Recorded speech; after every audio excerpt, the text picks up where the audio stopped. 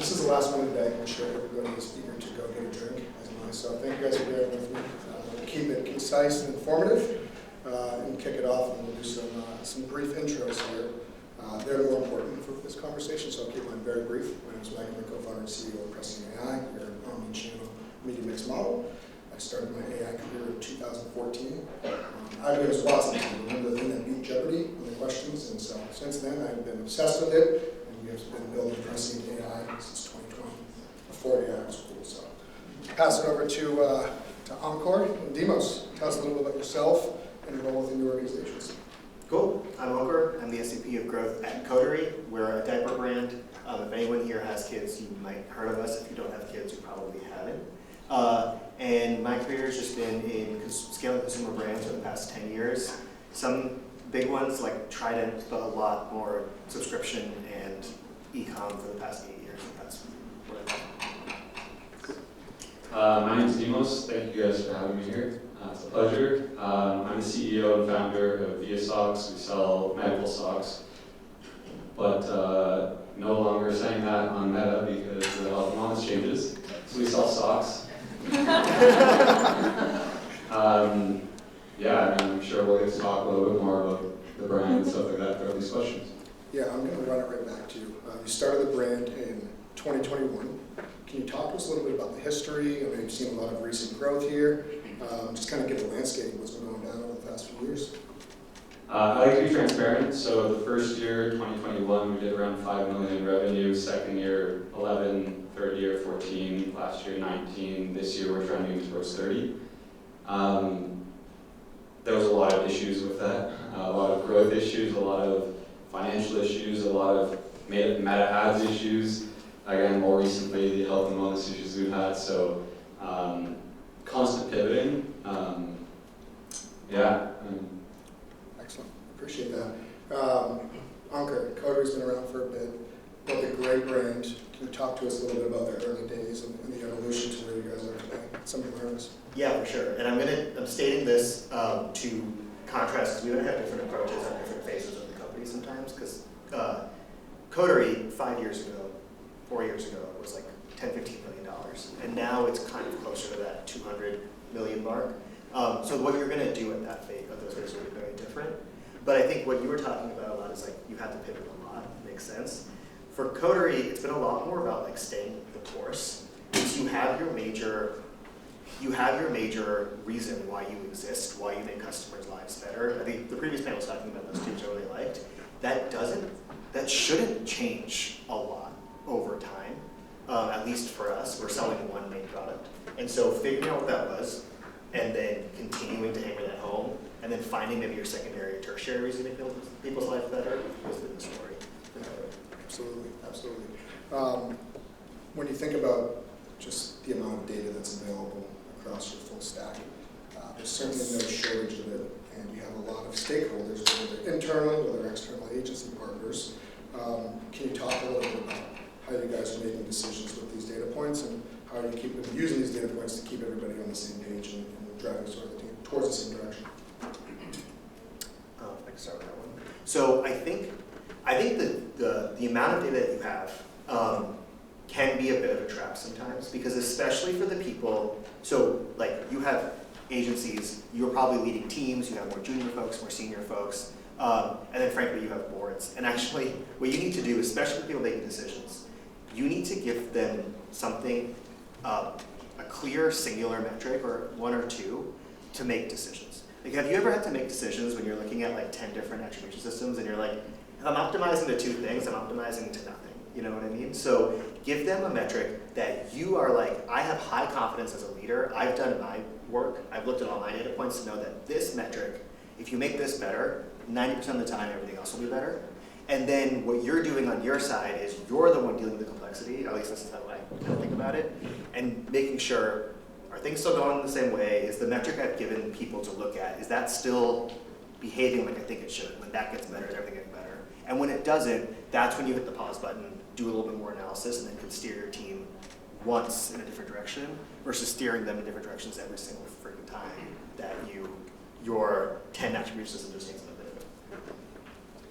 I think you hit the nail on the head when you said things are complicated. In e-commerce, there's a million and one different tools that we can use to measure performance.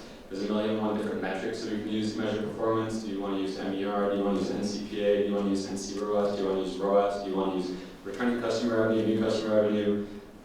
Like, there's someone, Charlie the Disruptor, he's actually from, well, lives in New York now, but he coined his own term for all this stuff. Like, there's just so many different metrics you can follow, and that's something that we fell in the trap of, is we were so focused on new customer acquisition, because I feel like that was like a word that people were using like their holy grail all of last year, and over the last couple of years, to be honest. And what we realized recently was, in following that North Star, we were really like neglecting our returning customer revenue. And again, it's very easy to get caught up in all of these dashboards, and I literally have like probably 10 spreadsheets that I don't even use, that like over the past 4 or 5 years, again, as we've said, we've iterated a lot and pivoted a lot. Our North Star has constantly been changing. So having all these dashboards, while they're great and they provide a lot of visibility in things, I find that oftentimes you can get very lost in them, and you don't really know, they're honestly a distraction most of the time. So having clear North Star metrics and really identifying that with the stakeholders, with the team, and just making sure that you're following the right, I guess, focuses is extremely important as you grow. Yeah, I totally agree. If you don't mind, I'm going to ask you guys a favor. Quick poll. How many people here have ever talked to a measurement provider or somebody internally and talked about a source of truth? Okay. I was shocked when I came to the e-commerce industry, D2C industry. I was not, I was AI, financial services, and healthcare, and I was sitting here thinking, I was like, there's so many forms of measurement, right? And none of them are the source of truth. And like the human, you guys are the source of truth. There's just a variety of types of measurement that are designed to do certain things. You have an MTA, they're huge fans of the Triple Whale and North Beam and Rocker Box around over there. We send them a ton of deals each week when you have a brand that comes in, and it is Meta and Google. You can really dial in with that sort of MTA. And then you have incrementality. House is a great one that's in space, close with Zach over there, and that is what happened at this point in time. Can I validate, was this channel incremental or not? And then you have media mix models, which Prescient AI is an always-on learning system that is trying to find statistical trends between seasonality, word of mouth, organic, your spend, and whatever KPI you're optimizing for. And so that's always been my perspective, is like, you guys are the source of truth, but you can have micro sources of truth in what the form of measurement is designed to do. So, good segue over into that is, we've been working with Anker for quite some time now, and more recently Demos and ViaSoc. So, just not even specific to us, but just in general, like, what is your, you couldn't mention your experience with us, but like, what is your perspective on like MMM, how they've been used, how they've been effective? Because it's certainly a hot topic as brands are starting to think about scaling for top of funnel. Yeah, the way I kind of wound up in MMM world is it was kind of from ruling other stuff out too, because what we needed was a tool that would help us understand, again, estimate that question of, hey, if I do more of this, or if I do less of this, will more actual conversions happen? Like, that's all we're trying to do. That got our best guess of, will more credit card swipes happen if I do this tactic twice as hard or this tactic half as hard? And in MMM, an MTA is a great idea and could work, but like our mix is TV and Facebook. And so I needed something. The reason I was in this predicament where I needed something was I actually was thinking about a much wider swath of channels that an MTA just couldn't do for me. And then similarly with the holdout testing, I think holdout testing gives you probably the most accurate answer. Literally you shut the channel off and see what happens in certain geos. But again, with linear TV, I couldn't do that without spiking my costs a ton. So an MMM has a statistical way that could work across all channels, any set of data that has varying spend.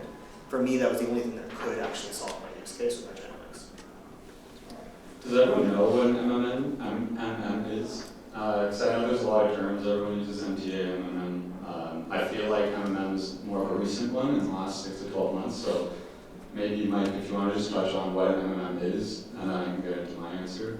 Yeah, I'm going to keep it very brief because I can talk for a long time about this, but In 1962, the guy no, really, he built, so people sold water at a retail store, and what did you have? You had billboard, radio, TVs, catalogs, and newspapers. They still wanted to plan their budgets and optimize their spend, so they got a bunch of scientists in the room, they collected as much data as they could, and they tried to say, hey, for this upcoming year, we forecast this is what your performance is going to be if you shift your budgets. And that was a traditional form of measurement, and then what happens, the internet comes. Right, this is before the social media apps. Right? The internet comes, and there's a lot of data because there's really no data privacy. And you can track everybody across every website, so you had a deterministic, for the most part, customer journey. Well, you still have to measure some of those offline channels. And then what happens? Social media comes out. These applications where now you can start diversifying an online media mix. And you saw the birth of Warby Parker, Casper, Away, all of these brands that exploded. Right, CPMs were low. It was all new. People were clicking. You built those brands.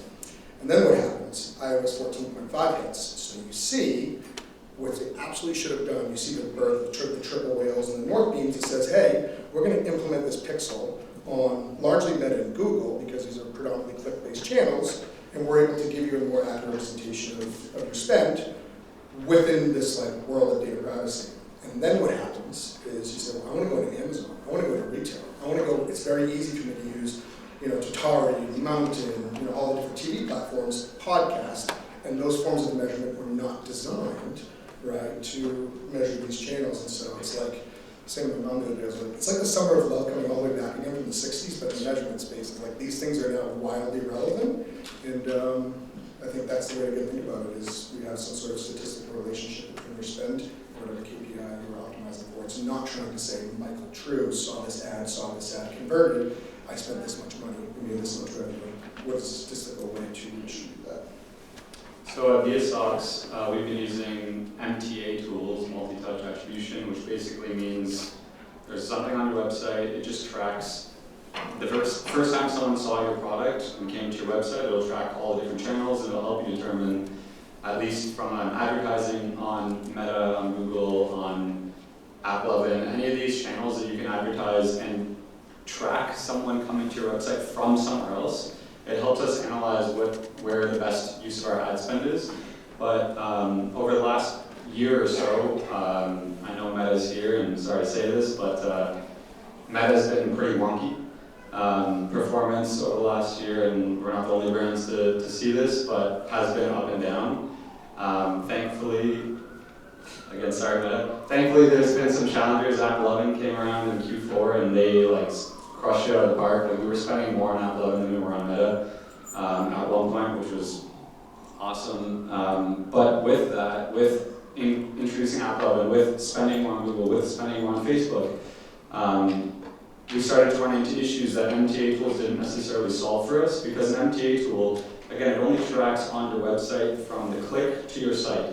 And where it misses things are, how did people come? What if someone came, they saw your ad, but then they came organically? They didn't even click through the ad, they just came organically to your website. Or what if someone saw your ad on Facebook and then went to Amazon? This was a huge issue that we were facing last year, where we had Amazon.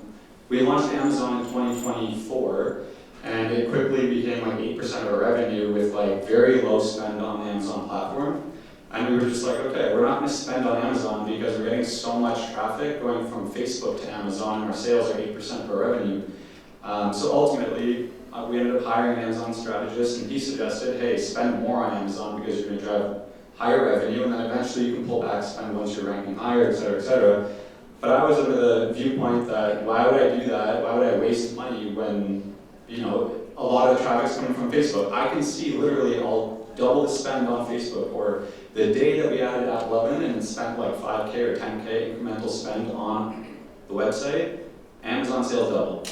So I'm over here okay, clearly, the MTA tools don't track what's going on Amazon, so I need to look for a solution, and that's ultimately when I started looking into MM tools, because, again, going back to the beginning of the conversation, we were so reliant on Facebook in all of 2024 that when things were bad, they were bad.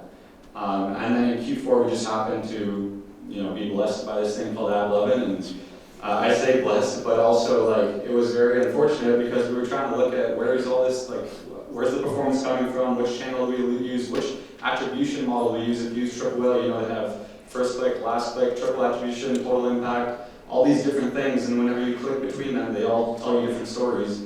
So ultimately, we were very, very confused. We actually built our dashboard, like our forecasting off of, I realize I'm talking a lot, sorry guys. We built our forecasting off of some of their MTA attributions, and then literally overnight, once that product came in, everything crashed. So ultimately, to try to tie this back in, we found Prescient, and it kind of helped us identify the halo effects that our advertising on Facebook, Apple, and Google were performing elsewhere on the business. Like, how did Facebook improve our Google ads? How did recently we started TV? How did TV improve everything else? And that's the other thing. You can't advertise. You can't with MTA tools. You can't measure how TV is performing. So yeah, MMM is cool. Okay, that was a quick history lesson, and then else people are using it. All right, we're going to jam through the last two questions very quickly. As everybody's talked about, I think it's good to get a perspective on tariffs. I mean, there's been a lot of different perspectives, but it's an important topic. So if we could just hit home real quick. I guess, how are you thinking about the strategy and anything related to higher level and then related to media budgets? Yeah, the short of it is we're going to just continue. Again, I think the previous panel said that there might actually, there's downside, but there's also upside. A lot of advertisers are going to be pulling out. We noticed a mysterious kink in CPM curves on April 2nd. I don't think it's a coincidence. And so we have some exposure. We do import from China for some of our products, but we're largely in a decent position and are just going to stay the course. We also have some pricing elasticity in our demand. We did some price testing, and we generally know where our big cutoff points are. We're pretty below them. So we have some room to compensate and just keep going. I'm optimistic that things will figure themselves out. We've hedged our bets. We sent a bunch of we're from Canada, actually, so. You gave yourself away to lead out, sorry. So we shipped a bunch of inventory from Canada to the US prior to the hike in tariffs. So we have a couple months worth of inventory sitting here. Historically, we were taking the benefit of 321, so we didn't really have to pay tariffs, but that is potentially going away in a second. Negotiating with our suppliers, my chief operating officer is flying down tomorrow to China to see what options we have. Potentially going to switch the manufacturing to a different country, see what the suppliers are willing to do. So far, they've been very cooperative. I think that the entire industry is being affected by this. I don't see it being a long-term thing. I think this is all negotiation tactics. I think we're going to land closer to the 40 to 50% in tariffs eventually when someone begins negotiations. I just hope it's sometime within the next 2 months while my inventory is here. Outside of that, like our business, fortunately, will survive. I believe we're just going to either scale down revenue or we'll, we've been doing a lot of air shipping. So if we just switch off of air shipping and switch to sea shipping, that'll save us a tremendous amount of money as well and margin. So I think long term, I've actually seen better performance this past month since the tariffs started to happen, so maybe Temu and Shein stop advertising is very good for everyone, I don't know.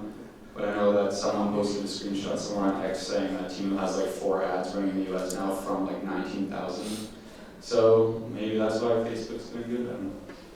It's definitely interesting times. I asked our customer success team to go in the tool across every one of our platforms and say, hey, what happens if we reduce our spend by 20%? And we know what they're optimizing for, whether it's ROAS, CAC, or revenue. Click the button and come back and say, how do we spend our most efficient dollars as we're starting to be more conservative with cash in the bank in uncertain times. All right, to end this on a more lighter note, let's keep it short and sweet so we don't head over, some networking and such. But what are you most excited for? What are you looking forward to in the business? I can start. Why don't you start? Yeah. I've been talking a lot. There's a lot to look forward to. I think again, someone had mentioned it earlier in one of the talks, this tariff conversation is long-term probably going to be good for the industry. I think that we're opening up the conversations of reducing our COGS. We're opening, there's a lot of efficiency gains that we're trying to see over the next little bit. I think, again, we're going down to China, going to negotiate there. Our ad performance has been a lot better. Again, this year we're hopefully going to hit 30 million. That's been, someone had mentioned earlier, there was anyway, I think that there's been so much focus on how's Meta doing or all these other things, and really, in my opinion, opinion, the most important thing is like how you position your product, the offer, and stuff like that. Like that's where you see the biggest wins. And I really believe that we've identified a pretty solid offer right now. And I mean, I'm just excited for the performance we're seeing right now, despite all of the issues that we're facing, headwinds and all that. I think that once those blow past, whether it's a year from now, or 2 years from now, whatever it is, or a couple months, I think that we're really going to be in a good position to continue growing. Yeah, I think what you said about, like, at the end of the day, you're selling someone a product, and you have to just figure out how do you make this product indispensable and amazing part of someone's life. And there's ways to add value beyond the product itself. So, I mean, with diapers, we're in a really fortunate position where people are buying their diapers every month, and they're mostly subscribing. There's a lot of touch points you have because you're keeping on sizing up. So there's all these digital services that we actually have started offering and testing.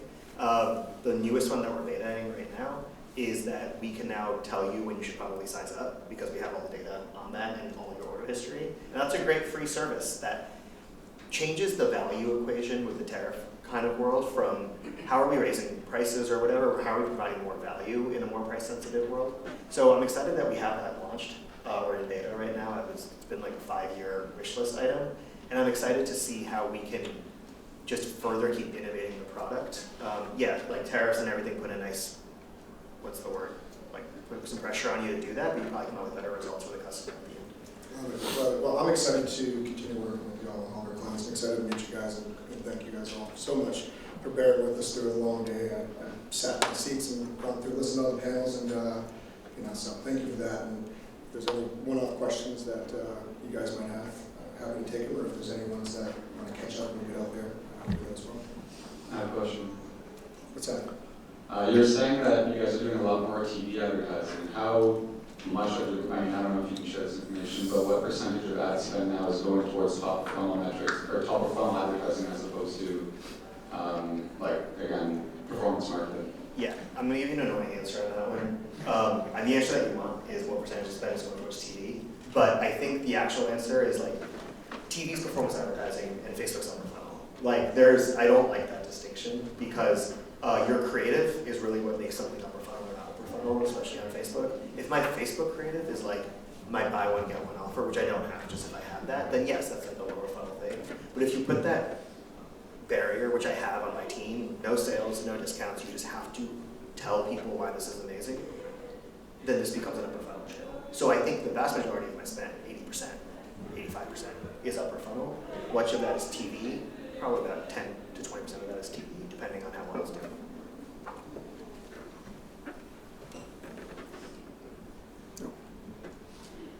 All right.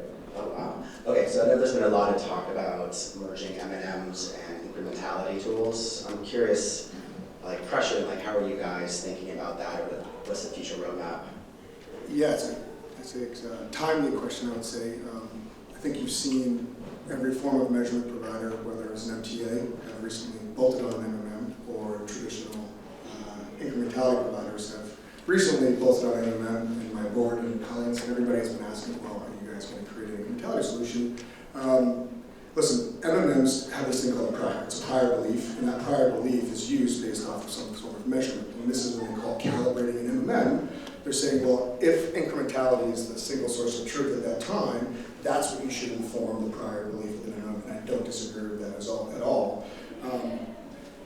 You know, we're not going to go build that, and I think the approach that we're going to take is we are now ingesting incrementality data into our models to see how it looked. And my co-founder called me, and he's the Michael Jordan of research science in this field, and he called me and was like, something looks wrong with this holdout test, and he put it through our back testing, right? MMM's back testing at confidence, and it came in at 63%.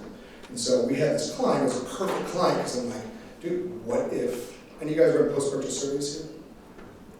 Pretty good chunk of y'all. I was like, go back to the client and get their post-purchase survey results during that same time period. And they were also running an open source MMM with Robin, Meta's MMM. So we put the post-purchase survey in there, back tested at 89%. We put Meta's Robin in there, 87%. Ours back tested at 87% as well. So theoretically, mathematically, confidence-wise, use the post-purchase survey to tell that low prior guy to go, that's what's going to tell you to go do next. Our M&M is going to tell you increase or decrease budgets at the individual campaign, and then it's going to predict what is that incremental lift across your D2C and your Amazon store. And so, something that I'll shut up now. We're going to essentially, I want to get out of the measurement. He said, she said, he said. So, okay, we'll put whatever form of measurement you want there. We'll see how it back tests, and you guys can pick whatever one you guys want to inform the recommendations. I've been trying to get my hands on this as a data partner since you told me about it 2 months ago, and yes, I'm very excited about that change. We got one more over here. Two-part. Can I get a discount on cookery? Got another baby coming. I know a guy knows a guy. I'll tell you where to find the best one, but I can't make some Good. concessions. I'm going to approach that. Mike, question about retail. A lot of customers or people that I know are trying to diversify into retail partners too, but they don't know how to measure that. Are you guys thinking about that at all? I'm going to ask Ankur, how do you think about it? Yeah. Okay. So diversifying into retail, there's 10 ways to think about this.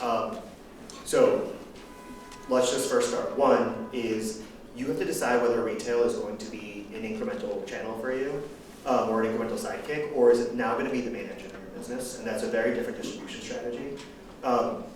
Some people think they're doing that as a sidekick, but then they're acting as if it's going to be their main channel, or the decisions they're making are turning into their main channel. For us, it is a sidekick that gets some incremental people, and it's decidedly been designed that way. In that, like, our retail partners are niche intentionally, and so the way that we're thinking, we can afford to therefore say our spend is definitely going to be powering our velocities at Whole Foods and things like that, but we can have it, like, that's just a bonus. This spend should be justified on its own to like pay back on e-com stuff, and everything else you get for velocities there is just gravy. So we don't have to be as tight. But if that, I was in an Amazon with all of my SKUs, which you said it yourself, we saw the same exact thing when we did that temporarily. Your spend on Facebook should not just be paying back on D2C, well, it never will.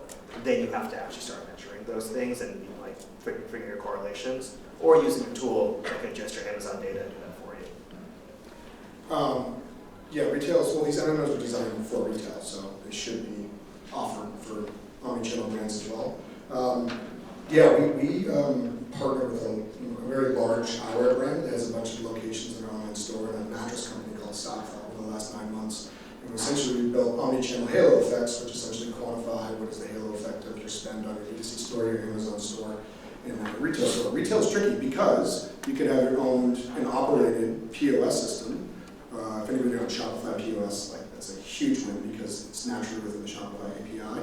But then you have people like HexClad where they're in like, Target and Costco, and it's coming in at different granularities, at different frequencies. Well, how do you make sense of that? And so we are next month going to start opening up some free audits where we will essentially take your retail data and run it through a back test, show how accurate we predicted that, and then tell you some optimizations and attribution of like, hey, here are these tactics. You can't do it at a campaign level. It's statistically like pretty much impossible. So normally our D2C stores have an individual campaign level. So you roll those up in the tactics, and you can start to get a pulse on that. And within the next 3 or 4 months, our goal is to have all that natively in the platform. You just upload your Target or your Ulta Beauty or Sephora data, click the button, the model will run.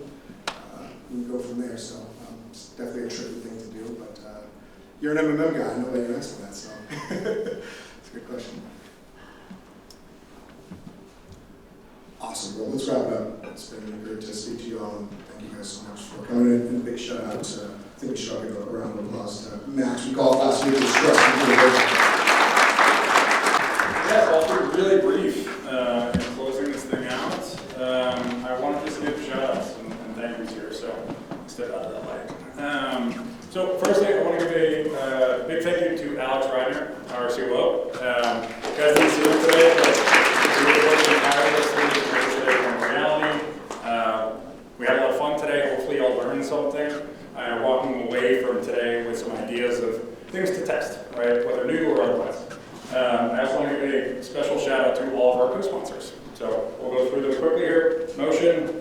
Prescient